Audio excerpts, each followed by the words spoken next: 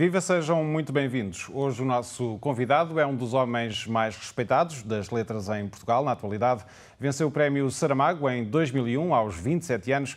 Foi, de resto, o autor mais jovem a ser distinguido com o prémio, com o nome de um escritor, de um prémio Nobel, que um dia disse que ele era uma das revelações mais surpreendentes da literatura portuguesa e queria ser o continuador dos grandes escritores. A sua obra está publicada em mais de 25 línguas e ganhou já várias distinções internacionais, com destaque para o Prémio Oceanos de Literatura em Língua Portuguesa, no Brasil, e também os prémios de Melhor Livro Estrangeiro, em Espanha e em Itália. Tem cerca de 2 dezenas de títulos publicados entre ficção, romance, poesia, livros infantis, livros de viagens. Assina também crónicas de viagem na imprensa portuguesa e acaba de traduzir para português, pela primeira vez, uma obra do poeta chinês Zhi Mazia. O nosso convidado de hoje é José Luís Peixoto. Muito obrigado por estar connosco. Começava por esta questão, o que é uma das novidades desta Rota das Letras, desta edição da Rota das Letras, a que regressa este ano. É a apresentação, o lançamento deste trabalho de tradução de uma obra de Zhi Mazia, Palavras de Fogo. Qual é a história deste projeto? O chinês não é propriamente uma língua que domine, mas como é que se abalançou a fazer esta tradução? Bem, eu já tinha traduzido alguns textos de poesia no passado, nunca tinha traduzido um livro, mas já tinha feito algumas traduções, sobretudo para revistas de alguns grupos de poemas. E claro, tinha traduzido das línguas que eu conheço. Eu estudei inglês e alemão, também castelhano, de alguma forma vou lendo e com algum apoio aqui e ali já em algum momento traduzi, mas quer dizer, o mandarim realmente não conheço. Ainda assim, incentivei-me para fazer esse trabalho depois de ter participado num encontro justamente de poetas na China, na província do Sichuan, este poeta é originário dessa província e eu tive a oportunidade de conhecê-lo lá e tive a oportunidade também de conhecer os espaços que são tratados na poesia dele. E tudo isso coincidiu também com uma ligação crescente que tenho tido com a editora Rosa de Porcelana, que publica este livro em Portugal e que é uma editora que está simultaneamente em Portugal e em Cabo Verde. Cabo Verde, que é um país onde vivi nos anos 90 e onde conheci o editor Filinto Elísio, que também é poeta e que conheci até nesse período em que vivia ainda lá. E curiosamente, nessa editora eu próprio publiquei um livro-teatro há alguns anos. Tive a oportunidade de participar também com esses editores na fundação de um festival em Cabo Verde, na Ilha do Sal, que se chama Festival de Literatura Mundo do Sal e que vai este ano para a 3ª edição. Tudo isto para dizer que tive ali conhecimento da vontade de se iniciar uma coleção de poesia internacional e surgiu esta ideia, porque tinha muito viva também esta obra, que era uma obra que me dizia bastante, até por me identificar com ela, uma vez que, embora trate de uma realidade muito particular, corresponde a alguns aspectos de um trabalho que eu próprio também tenho desenvolvido. Que paralelos é que encontra? Bem, logo à partida com o aspecto muito central desta poesia de se dedicar à cultura desta minoria étnica, como chamam, e mais propriamente do ramo nuoso, ao qual o poeta pertence, e de uma forma muito detalhada, referindo-se inclusivamente à sua aldeia natal e referindo-se a muitos elementos dessa cultura que para mim eram desconhecidos, mas sempre contextualizando num âmbito bastante cosmopolita, inclusivamente no âmbito da poesia. O livro dialoga com diversos grandes poetas do século XX e tudo isso.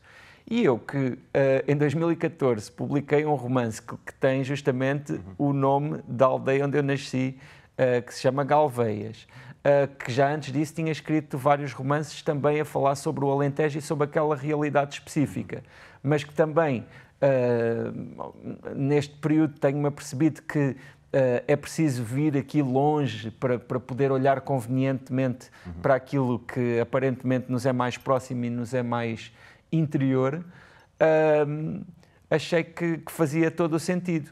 É claro, houve essa questão da língua e eu aí já também, pronto, com muita consciência das dificuldades de traduzir do mandarim para qualquer idioma europeu, servi-me justamente de 4 traduções de idiomas que mais ou menos consigo entender, que foi a tradução do inglês, do francês, do castelhano e do galego. Gidi Magia, pode-se dizer que é um poeta que abre, quer os próprios leitores chineses, mas também leitores, ou sobretudo leitores do exterior, abre-os à China e às várias Chinas dentro da China, pode-se dizer isto? Sim. Até porque pronto, não é fácil dizer o que é que os outros sabem ou não sabem, mas eu tenho a sensação que em Portugal não se conhece tanto acerca dessa realidade que aqui na China se refere como as minorias, não é? Porque, na verdade, este país é imenso e tem múltiplas realidades dentro dele. E começar a interpretá-lo é também ter alguma consciência dessas múltiplas realidades e reconhecê-las.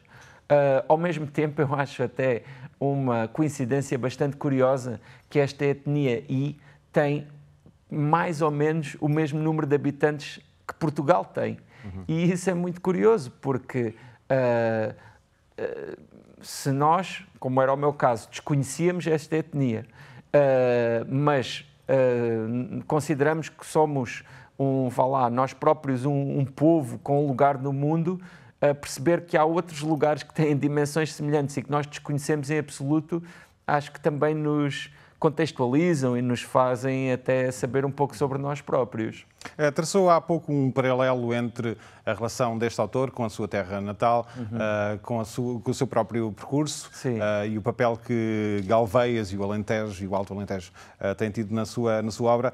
Pode-se dizer que se pode tirar o autor do Alentejo, mas não se pode tirar o Alentejo do autor?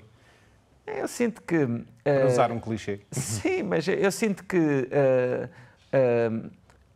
a identificação que fazemos com o espaço é um dos diversos elementos que nos podem caracterizar e que depois, não é, juntamente com outros, formam aquilo que somos, não é? A nossa identidade, que é tão importante para a escrita e, claro, é tão importante, não é, para cada um de nós, para a nossa consciência pessoal, para a nossa cultura. No fundo, a cultura é isso, é o que somos, não é?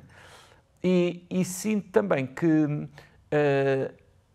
muitas vezes estas questões, elas são transversais, elas atravessam fronteiras, fazem parte da natureza humana.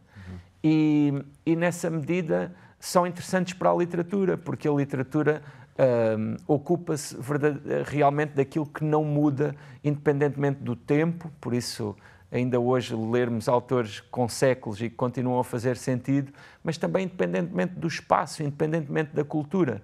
Porque, é claro, os aspectos específicos dos poemas de Gidi Magia ou dos meus romances são bastante diferentes.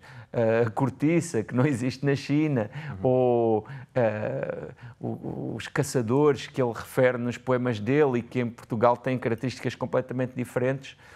Existe essa diferença formal, vá lá, ou nesses elementos específicos. Mas depois existem questões profundas que efetivamente são as mesmas nesses dois espaços e há muito tempo também que já existem e que o ser humano se debate com elas. São questões profundas e muitas vezes multifacetadas, realidades que coabitam lado a lado, e já ouvi falar, em jeito de brincadeira, de dois Portugais que coabitam, um Portugal mais antigo, mais tradicional, mais Portugal profundo, e outro, um Portugal mais cosmopolita, que vai também nascendo aqui e ali, inclusivamente em algumas regiões do interior, e chama a isto, em jeito de brincadeira, o Portugal com piercings e sem piercings. Quer falar um bocadinho sobre isto? É verdade. Bem, eu confesso que... Isto numa alusão aos Sim, aos meus dois lados também. Exatamente. Ainda assim, eu confesso que essa situação me preocupa e que, inclusivamente, algumas das coisas que tenho escrito e também algumas chamadas de atenção que faço em relação ao interior, apesar de estar a falar em causa própria, na medida em que nasci no interior, mas sinto que é uma situação que me preocupa, até porque num país com um território como o nosso,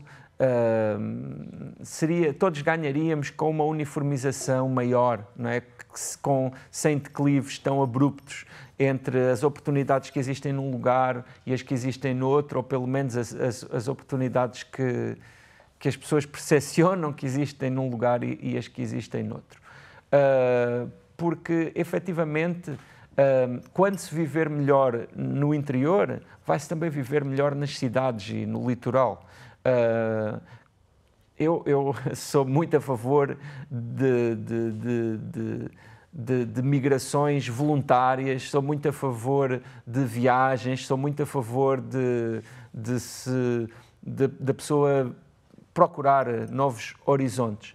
Ainda assim, quando é forçado, quando não é fruto de uma escolha, quando é por condicionamentos de falta de trabalho, de falta de condições, então é uma tragédia. E sinto que, em muitos aspectos, em Portugal, essas migrações forçadas têm acontecido bastante nas últimas décadas. Mas, curiosamente, também não é apenas em Portugal que essa questão se coloca. A questão do interior, e tenho descoberto, inclusivamente, por ser uma questão que é levantada pelos meus livros, faz sentido em múltiplos lugares do mundo e tem, a meu ver, uma ligação com certas ideias de desenvolvimento que temos vindo a privilegiar já há muito tempo, desde a Revolução Industrial, e que eu sinto que neste momento, com esta outra revolução que estamos a viver, da informação, da velocidade da comunicação, em muitos aspectos deviam ser repensados. É uma questão que o preocupa cada vez mais? Acha que a situação tem vindo a piorar ao longo dos anos? Porque também existe um fenómeno que não existia há algum tempo, que era o fenómeno no sentido contrário, de muitas pessoas que deixam as cidades e vão para o interior. Mas em termos de proporção, sim, são coisas muito distintas. Sim. Bem, eu sou otimista por natureza. Isso é um facto que esse assunto me preocupa, até porque assisto com alguma frequência aos frutos, não é, dessa situação.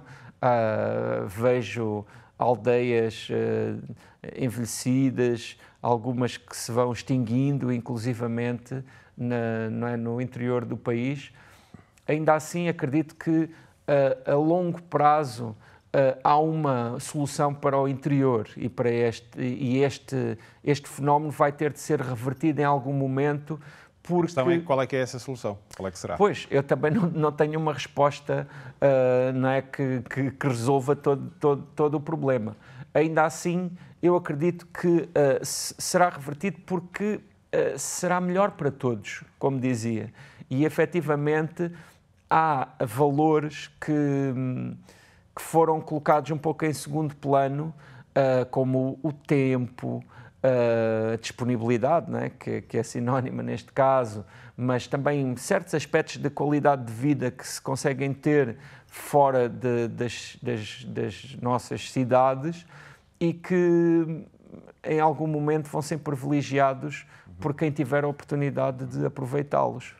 Estamos a falar destes percursos, destas viagens, destes itinerários e desta presença forte das suas raízes na sua obra, uma obra que é marcada também por viagens coordenadas completamente diferentes, e uma das viagens mais emblemáticas que fez ao longo dos anos, arriscar-me a dizer, foi a viagem que fez à Coreia do Norte. Exato. Foi inclusivamente um dos primeiros estrangeiros a visitar algumas zonas do país, do norte do país, país Sim. em mais de meio século. O que é que mais o marcou nesta experiência e o que é que mais o surpreendeu na Coreia do Norte, um país que é descrito regularmente como um dos países mais fechados do mundo? Antes de mais, é um rótulo que se aplica. Sim, parece-me que sim. Aliás, sinto que é muito difícil para nós chegarmos lá e descodificarmos realmente todo o contexto e toda a cabeça daquela população, porque não nos conseguimos completamente abstrair de toda a informação que levamos, tudo aquilo que já compõe a nossa visão do mundo. E é difícil, em muitos momentos, considerar uma visão do mundo tão diferente da nossa. Eu, ao longo destes anos, foi evoluindo a minha relação com a Coreia do Norte. Eu estive pela primeira vez em 2012, que curiosamente foi a primeira vez que estive também em Macau, e regressei 4 vezes depois dessa, e a última das quais foi em 2017, mais propriamente em setembro, num período muito tenso e de muita... Quer dizer, em que na Coreia do Norte a sensação que havia era que toda a gente estava muito tranquila, mas em Portugal e no Ocidente em geral acompanhava-se com uma certa preocupação uma escalada de provocações que vinha a acontecer entre Kim Jong-un e Trump, que tinha sido na fase do Rocket Man. Exatamente. Desta quase amizade, sim. E quer dizer, para mim, vamos ver, há dois aspectos, duas dimensões da relação com a Coreia do Norte. Por um lado, há a visão, digamos assim, ao nível da política internacional não é, das minhas ideias sobre o que acontece ali, sob o ponto de vista sociopolítico, mas depois também há a relação pessoal das pessoas que conheci, que reencontrei e que Mas acaba por ser uma visita muito apertada, muito controlada, com guias que o acompanham virtualmente 24 horas por dia. Sim, mas também é verdade que de ano para ano fui ali conquistando alguma liberdade, entre muitas aspas. Sim. Na medida em que, lá está, encontrava algumas pessoas que conhecia e isso faz muita diferença, na medida em que como dizer, há certos comportamentos que estão fora de questão. Não há qualquer possibilidade, não é, de os ter num país como a Coreia do Norte. Ainda assim, há certas questões que em relação a elas há uma certa flexibilidade, dependendo da pessoa e dependendo também da maior ou menor consciência. Mas está a como é que as coisas liberdade funcionam. de movimentos, está a referir-se exatamente a quê? Sim, nomeadamente no que diz respeito à liberdade de movimentos ou no que diz respeito a tocar em alguns temas com norte-coreanos, ou compreender um pouco melhor o que é que realmente ali acontece, porque esses norte-coreanos que têm contacto com os estrangeiros, que são aqueles que falam alguma língua estrangeira e que inclusivamente têm autorização e experiência desse contacto, são pessoas que têm um discurso altamente formatado e que têm resposta para absolutamente todas as perguntas, sempre à luz de uma narrativa construída, mas... Encontrou alguma narrativa dissonante que não fosse a tal cassete? Sim, encontrei. Em alguns momentos, algumas coisas muito residuais, mas que para mim fizeram muita diferença, nomeadamente e sobretudo nesses contactos mais pessoais, mas também em alguns momentos, vá lá, em que lembro-me, por exemplo, de ter uma imagem absolutamente inédita, uma imagem que não é muito fácil de ver, que foi numa madrugada em que eu saí para correr num espaço no qual pronto, é possível correr e tudo isso, mas lembro-me de ver pessoas a dormir na rua, o que é quase impossível de ver, porque essas imagens são, pronto, muito difícil acesso. Dormem na rua porque não têm outras alternativas. O que é fora do comum é um estrangeiro assistir a isso. Porquê é que as pessoas aceitam implicitamente, explicitamente o status quo? Tem a ver com medo, tem a ver com desconhecimento, tem a ver com ignorância, tem a ver com convicção, eventualmente? A minha interpretação é pessoal e vale tanto como outra qualquer. A minha sensação é que nós temos de considerar, lá está, aquilo que eu acho que é muito difícil considerarmos, que é que estamos a falar de pessoas que não têm conhecimento de outras realidades e que a única informação que têm é aquela que é apresentada pelo regime. Uma espécie de universo paralelo, quase. Essa informação, ela está presente em todas as formas, nas artes, na música, na pintura, todas as artes, absolutamente, nos livros infantis, na escola, em toda a informação, não é? Seja de televisão, ou rádio, ou jornais, toda a informação que existe é essa. E depois também são pessoas que nasceram rodeadas de outros indivíduos que só transmitem aquela realidade. Por isso, não existe ali propriamente uma escolha. Não é? Quando vemos aquelas imagens de multidões a chorar pela morte do líder, completamente descontroladas emocionalmente, é uma encenação? As pessoas sentirão efetivamente esse tipo de dor pela partida do líder? É difícil dizer. Não, é difícil dizer. Por um lado, a Coreia do Norte é uma sociedade onde existe uma enorme pressão social da própria sociedade sobre si mesma, em que existem queixas, não é, acusações, existem pessoas que têm esse é um fantasma, não é, em que os outros podem estar também prontos a denunciar-nos, não é, se cometermos algum ato que seja mal visto. Mas, por outro lado, também, como dizia, há esta narrativa em toda a parte. E depois também há uma outra questão, que é verdade na Coreia do Norte, mas também na Coreia do Sul. É que estamos ali a falar de uma realidade onde existe uma vivência do melodrama que é muito forte. Basta ver as telenovelas coreanas, por exemplo, que são bastante sentimentalistas.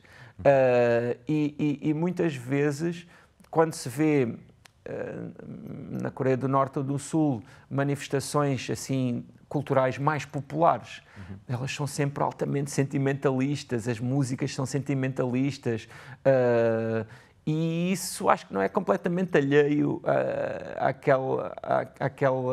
àqueles choros públicos. Mas quer dizer, também temos de considerar uma coisa, que é os líderes, a presença deles é de todas as horas, eles são falados em todos os momentos. Por isso acredito que a morte de um dos líderes traga realmente grandes mudanças na vida de toda a população. É claro, depois, mas lá está, é sempre muito difícil avaliar, não é? Claro. Vamos avançar, virar aqui a página. Já afirmou que o seu primeiro livro, Morreste-me, é a raiz de todo o seu trabalho posterior. Gostava que explicasse um bocadinho esta ideia. Sim. Bem, esse livro eu escrevi-o ainda muito jovem. Na verdade, quando eu escrevi esse texto, eu não tinha consciência de que ele viesse a ser um livro. Como eu, durante a minha adolescência, comecei a publicar alguns textos num suplemento do Diário de Notícias que se chamava DN Jovem. Isso foi muito importante para mim e foi, curiosamente, nesse suplemento, assim como que a fazer realmente uma ponte entre esse período da adolescência e depois o que veio a seguir, que publiquei o primeiro capítulo desse livro. Entretanto, eu dava aulas na altura, como já disse há pouco, vivi em Cabo Verde, onde também fui professor, e já tinha esse texto escrito, mas ele era muito curto, era um texto que eu não percebia bem que papel é que ocupava. Quando voltei de Cabo Verde para Portugal, aí eu já tinha terminado de escrever aquele que iria ser o meu primeiro romance, que se chama Nenhum Olhar.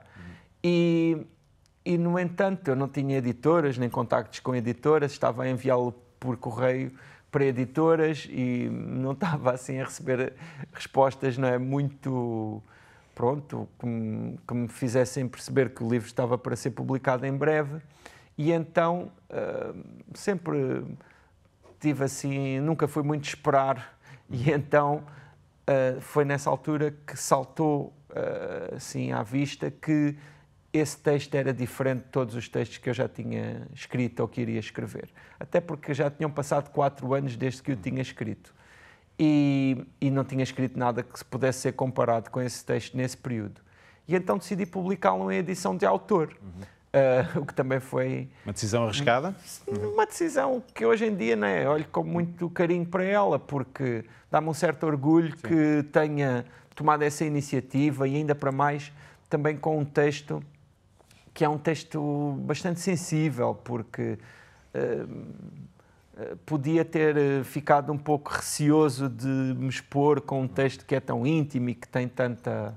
Não é? E que lá está, há pouco estávamos a falar do sentimentalismo dos norte-coreanos, também existem ali muitos sentimentos e também existe ali muita vulnerabilidade. É o tema central, de resto do livro, a perda de um familiar próximo. Exato, sobre o pai. Mas assim foi, publiquei o livro em edição de autor, depois tudo se proporcionou para que publicasse também o primeiro romance e tudo correu bem e mais tarde essa editora demonstrou a vontade de publicar o livro Morreste-me numa edição mais comercial e pronto, e o livro tem sido publicado desde então. E eu sinto que realmente há ali uma grande quantidade de aspectos que depois ainda trabalhei mais tarde, nomeadamente a relação entre pai e filho, que é uma relação que está presente em todos os meus romances, de uma forma, romances e não só, em todos os meus livros, de uma forma mais ou menos direta, através de uma nuance ou de outra nuance, essa questão da filiação está lá sempre presente. Agora também já muito com a perspectiva do pai, não é? Porque o meu filho mais velho já tem 22 anos, não é? E eu já tenho também uma certa experiência como pai, mas sempre olhando para essa questão, que é uma questão que traz muitas outras. Por exemplo, em relação ao cemitério de Pianos, pode encontrar-se, julgo eu, pergunto-lhe, alguma relação, complementaridade entre uma obra e outra, no sentido em que uma se encerra mais na questão da dor e outra mais na ideia de transcendência, de continuidade, de intergeracionalidade? Exatamente. Eu, contando com aquele período em que o livro Morreste-me esteve escrito sem ser publicado, o Cemitério de Pianos foi escrito cerca de 10 anos depois. E efetivamente esse foi o tempo que eu precisei para olhar para essa questão, no caso da morte do pai, com olhos digamos, pós-luto, e que me permitissem tirar ali uma série de conclusões que falam sobre esse tema em concreto, mas que também podem ser um pouco extrapoladas para a questão da própria morte e da própria forma como lidamos com isso e os nossos antepassados e também a nossa descendência. Mas efetivamente são 2 livros que têm uma ligação direta e o livro Morreste-me eu escrevi-o logo depois da morte do meu pai, por isso na altura, né, estava muito ligado a esse acontecimento e isso nota-se também quando se lê o livro, mas no caso do livro Cemitério de Pianos, o primeiro capítulo, e essa é uma informação que não está disponível no próprio livro, mas o primeiro capítulo é a descrição do último dia de vida exatamente do meu pai. Depois, no segundo capítulo, já começa a ficção. Ainda assim, para mim foi muito importante utilizar essa referência concreta e tentar que ela fosse o mais objetiva possível, porque efetivamente essa era a fonte direta de todas aquelas ideias e depois toda aquela construção romanesca que é o livro Cemitério de Pianos. Que temas tem vontade de abordar nesta altura? Sei que tem um livro feito, ou basicamente feito, sobre o qual não quero falar, mas em termos de temáticas, o que é que aquilo é curioso. Trai mais nesta altura? Posso dizer uma coisa que efetivamente é um pouco vaga sobre esse livro, mas que tem a ver com isto. É que também esse livro, pelo menos aos meus olhos, eventualmente quando o livro sair e que alguém volte aqui a ouvir a nossa conversa, vai talvez até estranhar, mas aos meus olhos esse romance que acabei de escrever também fala sobre a questão da filiação, mas fala sobre ela de uma perspectiva completamente diferente, que tem a ver com a da influência, tem a ver com aquelas pessoas para quem olhamos e que são as nossas referências e que nós de alguma forma encontramos, não é, ali um exemplo para também nos construirmos a nós próprios, à imagem do que acontece com os pais, ou pelo menos do que deveria acontecer nas relações saudáveis com os pais. E nessa medida, pronto, esse é um tema que ainda me diz respeito, até porque eu acho que é um tema inesgotável. O tema da filiação é um tema que está presente em muitas religiões, nomeadamente na nossa tradição cristã, não é?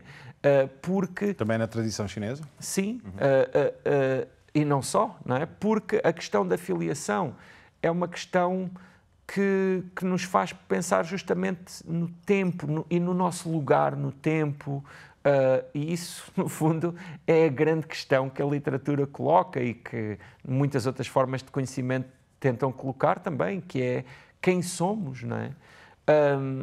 Ainda assim, é claro que tem havido uma evolução importante ao longo dos livros que escrevi, desde o Morreste-me, que já vai fazer 20 anos que foi publicado nessa tal edição de autor, e pronto, eu tento que isso me acompanhe a mim próprio, não é? Porque é certo que eu ainda sou aquele que escreveu esse livro, mas muitas coisas mudaram. O Morreste-me está para si como o levantado do chão está para Saramago. Pode-se dizer isto?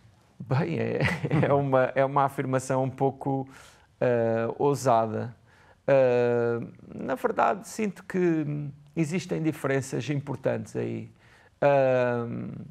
É uma afirmação ousada logo por estabelecer uma comparação com o Saramago, não é? E para mim, o Saramago foi uma pessoa muitíssimo importante na minha vida, em múltiplos aspectos, não só por ter ganho o prémio com o nome dele em 2001, mas também depois pela oportunidade que tive de privar com ele até 2010, não é? O ano em que faleceu, e isso para mim foi absolutamente inesperado e uma marca que eu só agora é que começo mais ou menos também a conseguir avaliar convenientemente, porque eu ainda tive a oportunidade de viajar, por exemplo, com o Saramago, tive a oportunidade de estar com ele em círculos privados, não é? Em casa dele, etc. Tive a oportunidade de ouvir conselhos dele, tive a oportunidade de ter até algum retorno dele em relação àquilo que escrevi, e isso para mim hoje é assim uma memória para a qual eu olho com com um certo assombro. Mas em relação à história do Saramago, ela efetivamente tem diferenças imensas no que diz respeito à minha, porque o Saramago escreveu o livro que depois viria a chamar-se Terra de Pecado, mais ou menos numa idade próxima de quando eu escrevi os meus primeiros livros, mas depois tem ali uma experiência traumática com o seu segundo romance que fez com que ele não escrevesse outro romance, embora tivesse sempre ligado aos livros, à tradução. Durante décadas, não é? Sim, por exemplo, começámos aqui a falar sobre tradução. Saramago traduziu dezenas de livros. Ele traduziu, por exemplo, a Ana Karenina, de Tolstói, que também não falava russo, curiosamente. Traduziu a partir do francês. mas traduziu muitos livros, esteve ligado à edição, fez crónicas em jornais, escreveu poesia e depois nos anos 70 começou a escrever romance. E de uma forma avassaladora, não é? Porque em poucos anos conquistou um lugar enorme e também relativamente poucos anos depois ganhou o Prémio Nobel, que normalmente é algo que os escritores levam a vida inteira para conquistar. Nesse aspecto estão mesmo em polos opostos, porque sim. O José Luís Peixoto teve o reconhecimento bastante cedo e o José Saramago bastante tarde. Sim. Na verdade, o tempo que passou desde que eu escrevi e que publiquei Morreste-me até agora, no caso de Saramago, desde que ele começou a publicar romances com regularidade, foi-lhe suficiente para ele ganhar o Prémio Nobel. Era sobretudo no sentido do afeto pessoal, quase, que tem por cada uma destas obras. Mas não sei se o paralelo faz sentido. Mas também, além das histórias pessoais serem diferentes, também são livros muito diferentes. Claro. Curiosamente, quando saiu o meu primeiro romance, que se chama Nenhum Olhar e que fala sobre o Alentejo, houve alguém que falou do livro Levantado do Chão, que também fala sobre o Alentejo. Apesar de serem livros com grandes diferenças também, não me choca tanto essa comparação, na medida em que são dois romances, porque o Morreste-me efetivamente é um livro muito particular e que eu próprio às vezes não sei bem como é que é de olhar para ele. Muito bem. Quando é que nós vamos poder olhar para o seu próximo livro, então? Vai ser já agora este ano, 2019, em julho. Vai ser a primeira vez que vou ter um livro a ser publicado nesse mês. E estou muito contente porque realmente quando se termina um romance existe ali uma sensação de realização importante e agora tenho muita vontade que as pessoas comecem a lê-lo para eu deixar de ter este segredo. Muito bem, vamos então esperar para ler. Muito obrigado mais uma vez por ter vindo ao TDM Entrevista. Obrigado. Nós voltamos na próxima semana, contamos consigo. Até lá.